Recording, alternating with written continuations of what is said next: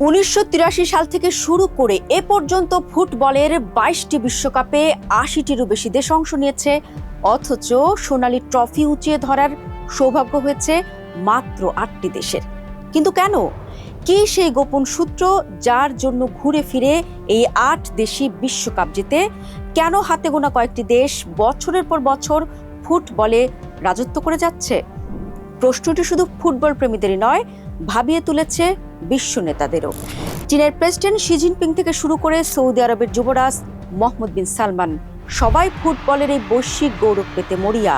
কারণ মাঠের সাফল্য শুধু খেলাধুলার মধ্যেই সীমাবদ্ধ থাকে না, এটি দেশের মানুষের মনস্তত্ত্ব বদলে দেয় এবং আন্তর্জাতিক অঙ্গনে দেশের ভাবমূর্তি উজ্জ্বল করে। কিন্তু বিশ্ব মঞ্চে এই গৌরব অর্জন করা মোটেও সহজ নয়। বিশ্বখ্যাত সাময়িকী দ্য ইকোনমিস্ট সম্প্রতি একটি গাণিতিক মডেলের মাধ্যমে ফুটবলের এই সাফল্যের সূত্র খোঁজার চেষ্টা করেছে। দলগুলোর পারফরমেন্স পরিমাপের জন্য তারা দাবা খেলা থেকে অনুপ্রাণিত এলো রেটিং পদ্ধতি ব্যবহার করেছে। একটি দেশের রাজনৈতিক কাঠামো শক্তি থেকে শুরু করে সে দেশের পুরুষদের গড় উচ্চতা, নানা চলক বিশ্লেষণ করে দেখা গেছে ফুটবল সাফল্যের পেছনে মূলত 4টি বড় কারণ কাজ করে। দ্য ইকোনমিস্টের বিশ্লেষণ অনুযায়ী একটি দেশের ফুটবল শক্তির 70% নির্ভর করে তার অর্থনৈতিক সক্ষমতা, জনসংখ্যা, খেলোয়াড়দের উচ্চতা এবং ভৌগোলিক অবস্থানের উপর। ধনী দেশগুলো কোচিং, আধুনিক সুযোগ সুবিধা এবং যুব একাডেমি উন্নয়নে প্রচুর অর্থ বিনিয়োগ করতে পারে। তবে শুধু অর্থই শেষ কথা নয়। আমেরিকা অত্যন্ত ধনী দেশ হলেও তাদের বিনিয়োগের বড় অংশ চলে যায় বাস্কেটবল বা আমেরিকানদের অন্যান্য খেলায়। আবার মধ্যপ্রাচ্যের তেল সমৃদ্ধ দেশগুলো ফুটবল পাগল হওয়া সত্ত্বেও মাঠে আশানুরূপ পারফরমেন্স দেখাতে পারছে না। জনসংখ্যার আকারও একটা বড় ফ্যাক্টর, কারণ বড় জনসংখ্যা মানেই প্রতিভার বড় ভান্ডার। কিন্তু চীন বা ভারত তার বড় প্রমাণ যে শুধু কোটি কোটি মানুষ থাকলেই বিশ্বকাপ জেতা যায় না।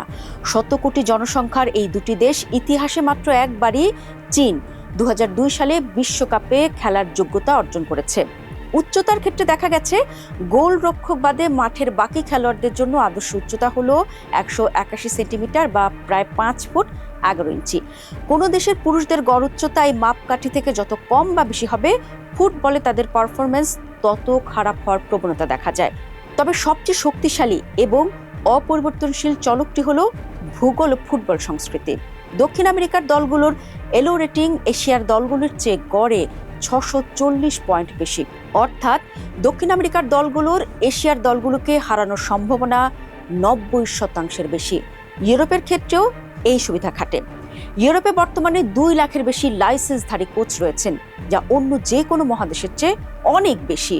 উদাহরণস্বরূপ ভারতে, যেখানে এশিয়ার সর্বোচ্চ স্তরের লাইসেন্সধারী কোচ রয়েছেন মাত্র 50 জনের মতো, সেখানে স্পেনে, যার জনসংখ্যা ভারতের মাত্র 5%, সেই স্পেনে কিন্তু সমমানের কোচের সংখ্যা 2000-এরও বেশি।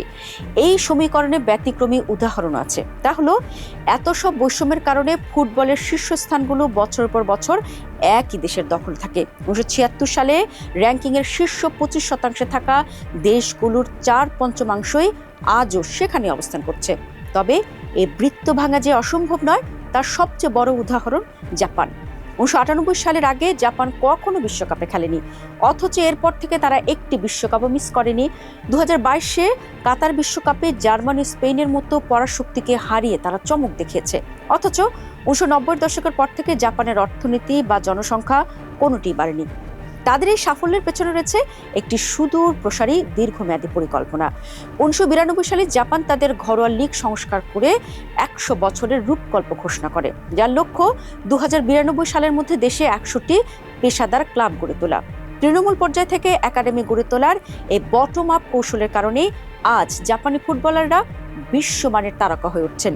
জাপানের এই পদ্ধতি অবশ্য সফল হলেও তা অত্যন্ত দীর্ঘমেয়াদী ও ব্যয়বহুল।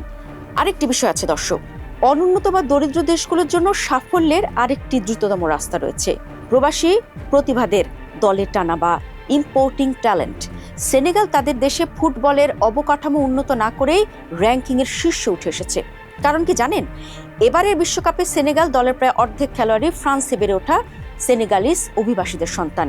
কাতার এবং চীনও অন্য দেশের খেলোয়াড়দের নাগরিকত্ব দিয়ে নিজেদের ফুটবল শক্তি বাড়ানোর চেষ্টা করছে। দেখা যাক এই দুই দেশ শেষ পর্যন্ত কত দূর গড়ায়। তবে একটি কথা না বললেই নয়, অভিবাসন ও বৈচিত্র্য ফুটবল দলের পারফরমেন্স নাটকীয়ভাবে বাড়িয়ে দেয়।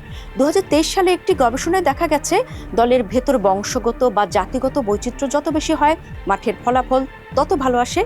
এবারের বিশ্বকাপে অন্যতম ফেভারিট ফ্রান্স দলটির প্রায় পুরো অংশই গড়ে উঠেছে অভিবাসী পরিবার থেকে আসা সন্তানদের নিয়ে। তবে সফল ফুটবল দলগুলির এই জাতিগত বৈচিত্র্য প্রায় বর্ণবাদ ও অভিবাসন বিরোধীদের ক্ষোভের কারণ হয়ে দাঁড়ায়। ফলে ফুটবল মাঠে জয় বা পরাজয় এখন আর কেবল ট্রফি জেতার মধ্যে সীমাবদ্ধ নেই, এটি সামাজিক ও রাজনৈতিক সমীকরণেরও বড় অংশ হয়ে উঠেছে। তারপর দ্য ইকোনমিস্টের এই যে এলো রেটিং পদ্ধতি দেখিয়েছে, ঘুরে ফিরে হাতে গোনা কয়েকটি দেশের হাতেই বিশ্বকাপটি কুক্ষিগত হয়ে আছে এই 4টি চলকের কারণে।